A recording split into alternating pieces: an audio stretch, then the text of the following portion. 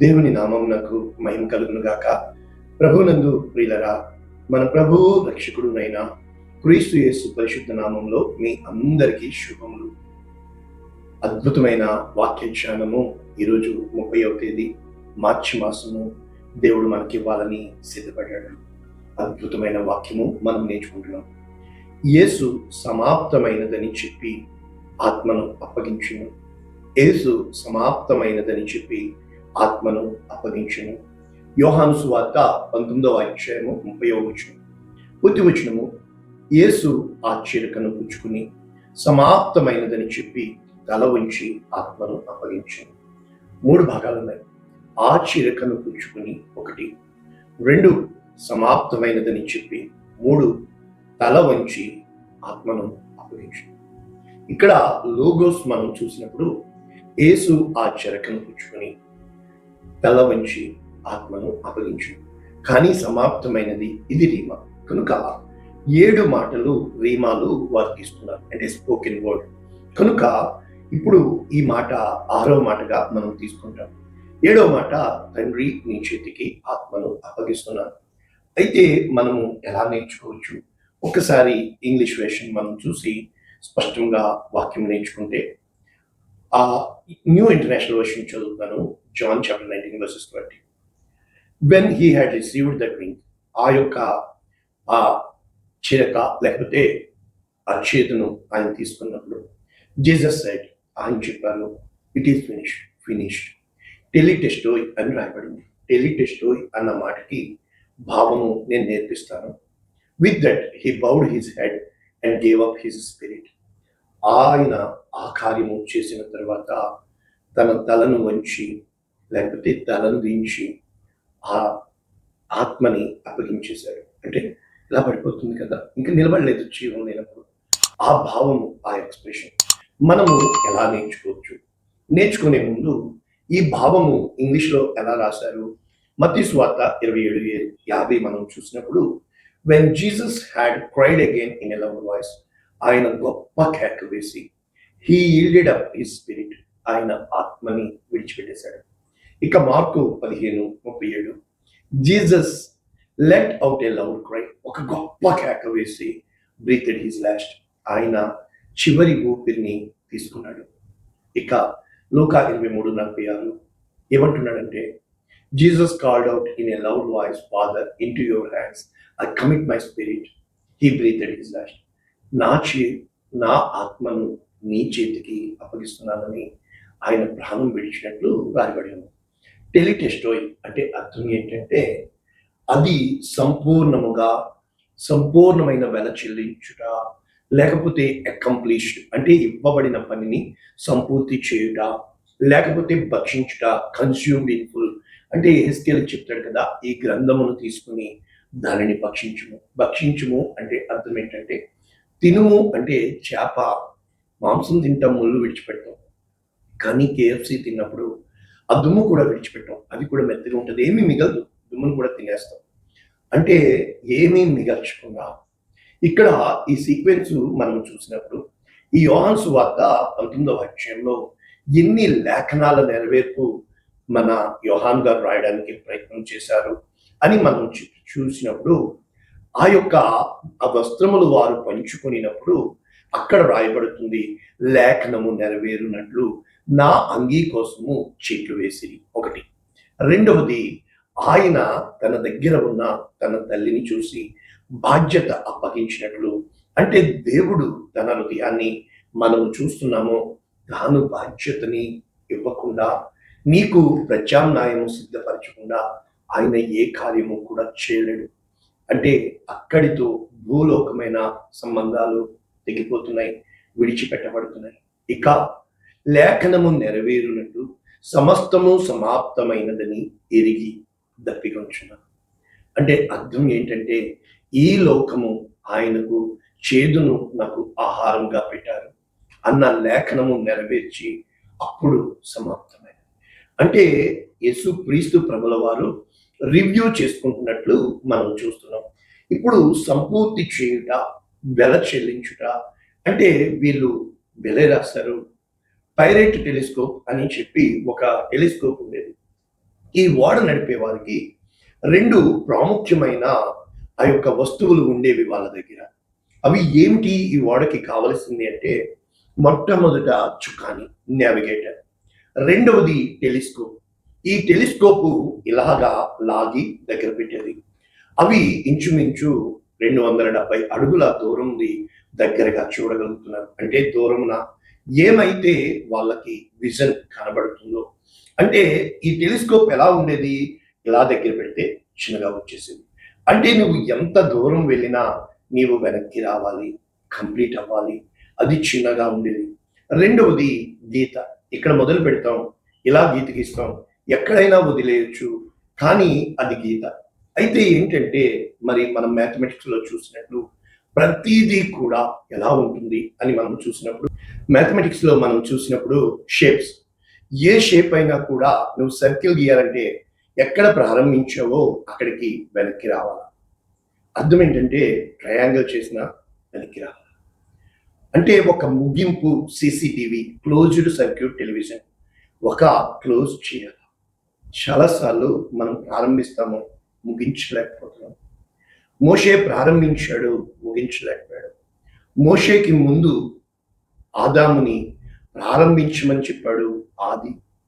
ఆది కాండంలో ముగించిన వాళ్ళు మనకి దొరకలేదు. కారణం ఏంటంటే వాళ్ళు ముగిస్తే కొనసాగింపు కలుగుతుంది. ఒక అబ్రహాము కొనసాగించడానికి మార్గముగా మారాడు. అబ్రహాము తనకి ఇవ్వబడిన ఆ దర్శనంలో ఎదురు వెళ్ళి ఆ యొక్క ఫ్రూట్ని కనుక అబ్రహాము సంతానముగా దేవుడు, దావీదు ముగించలేకపోయాడు, కానీ కొనసాగించడానికి ఆటంకం కాకుండా. మనము వ్యక్తిగత జీవితాలు చూసినప్పుడు మనము కంప్లీట్ చేయలేం, కానీ కొనసాగించబద్ధులమై ఉన్నాం. అంటే ఒకటి, ఆది ఆయనే, అంతము ఆయనే. అనగా మనల్ని కనిన వాళ్ళు, మనము కన్నవాళ్ళు, మధ్యలో వచ్చాం, మధ్యలో వెళ్ళిపోతాం. కానీ యేసుక్రీస్తు ప్రభుల వారు అలా కాదు. ఇప్పుడు మీకు అర్థమైంది కదా, మోషే ఎప్పుడైతే ద్రోహులారా అన్నాడో, మోషే భూమి మీద ఉన్న వారందరికంటే మిక్కిలి సాత్వికుడు. దేవుడు నీ బాధ్యత యెహోషువకి ఇచ్చి, యెహోషువ తీసేసుకున్నాడు.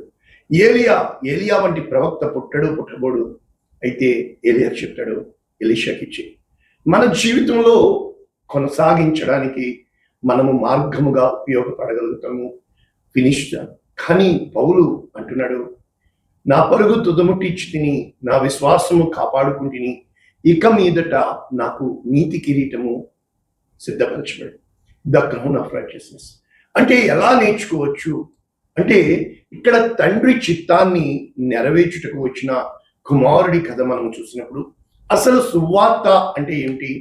కొరింథీయులకు రాసిన మొదటి పత్రిక 15వ అధ్యాయము 3వ వచనం, నాకు ఇవ్వబడిన ఉపదేశము మొదట మీకు అప్పగించుతిని, అదేమనగా లేఖనముల ప్రకారము క్రీస్తు మన పాపముల నిమిత్తము మృతి పొందెను, సమాధి చేయబడెను, లేఖనముల ప్రకారము 3వ దినమున లేపబడెను. అంటే లేఖనములు నెరవేర్పు, లేఖన పుత్రుడు అంటే ప్రవచన అనుసారుడు. మనము చూసినప్పుడు యోహాను సువార్త 4వ అధ్యాయం 34, అక్కడ శిష్యులు వచ్చి ఏమని మీకు భోజనం సిద్ధపరచమంటే, యేసుక్రీస్తు ప్రభుల వారు చెప్తున్నారు, నన్ను పంపిన వాని చిత్తము నెరవేర్చుట, ఆయన పని తుదముట్టించుట నాకు ఆహారమై ఉన్నది.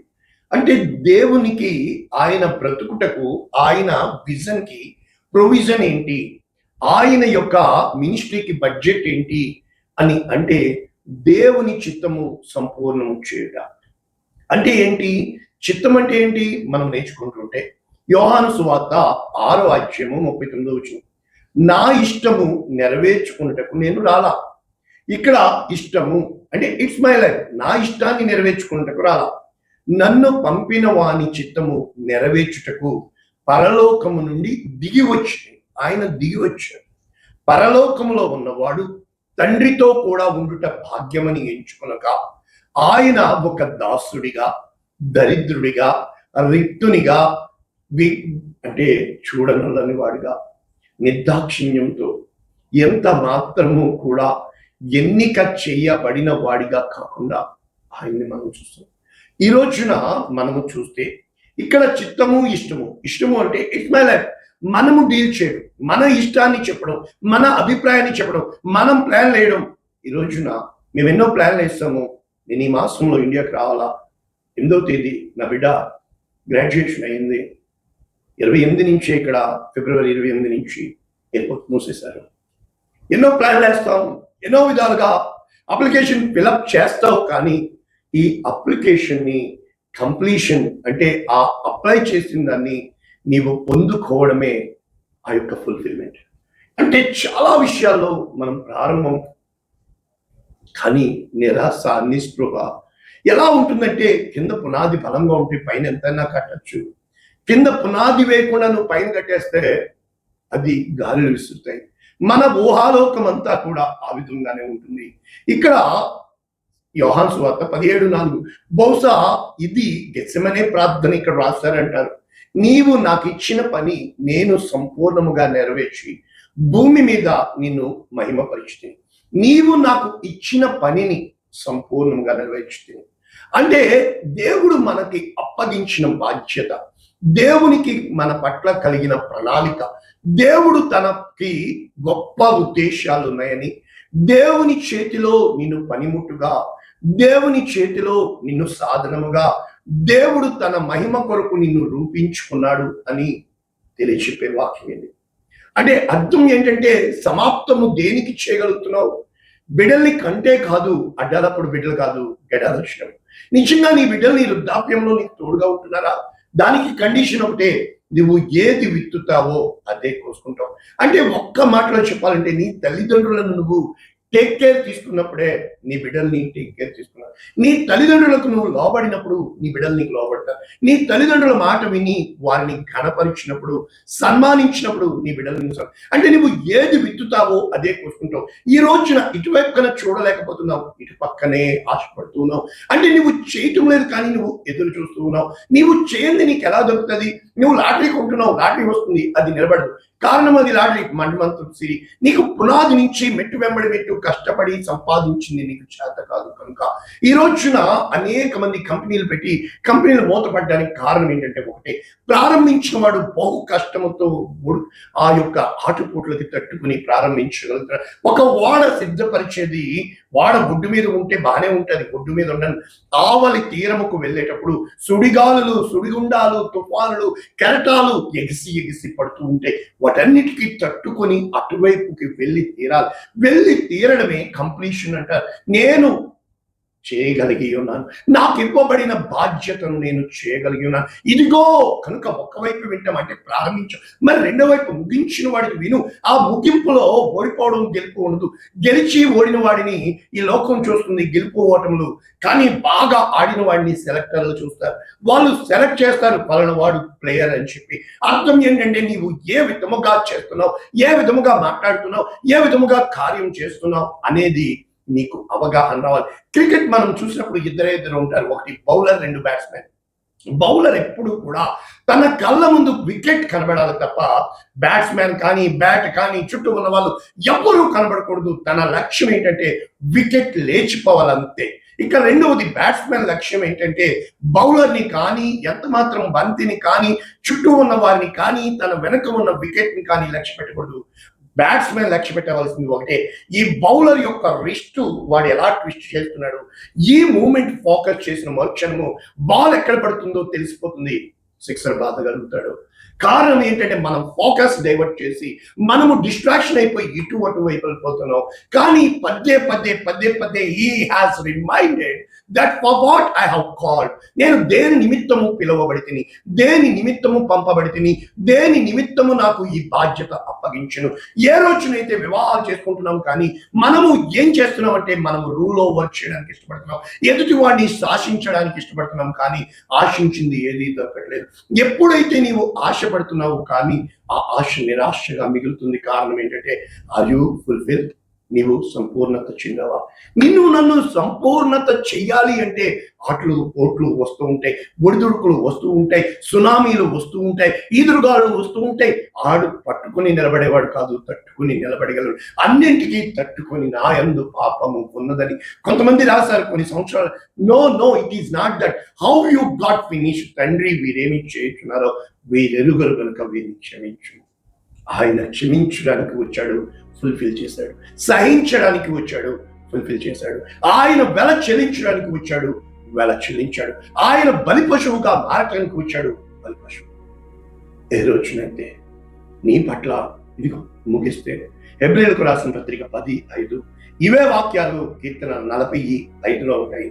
ఆయన ఈ లోకమందు ప్రవేశించినప్పుడు బలి అర్పణ నీవు కోరలేదు, కానీ నా ఒక శరీరము పూర్ణ హోమములు పాప పరిహారార్థ బలులు నీకు ఇష్టమైనవి కాదు.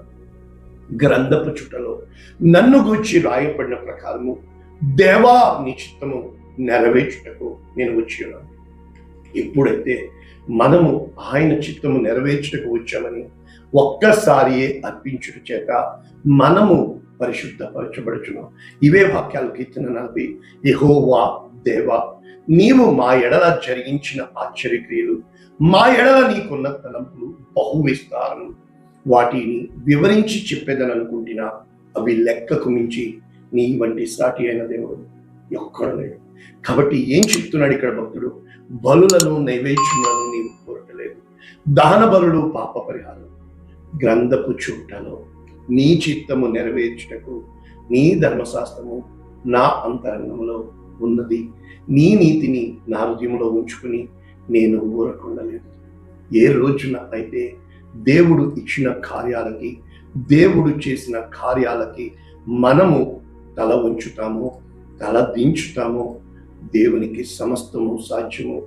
ఆయనకి అసాధ్యమైనది ఏది లేదు. ఆయన సమాప్తి చేస్తున్నాడు. నువ్వు నేను చేయాల్సిన పనే లేదు. Just believe in him. ఆయన్ని నమ్ము, కొనసాగించు. ఆయన చేస్తున్న కార్యాలు పరిశుద్ధుల ప్రేమ విత్తబడిన ఈ వాక్యము అనేక మందికి ఆశీర్వాదంగా, అనేక మందికి దీర్ఘంగా నేను ముగించగలుగుతున్నామా? నీ కృప మాకు అనుగ్రహించు. దీస్తున్నాము, దీవిస్తున్నాము. ఆమేన్. God bless you all. దేవుడు మిమ్మల్ని దీవించు. ఆమేన్.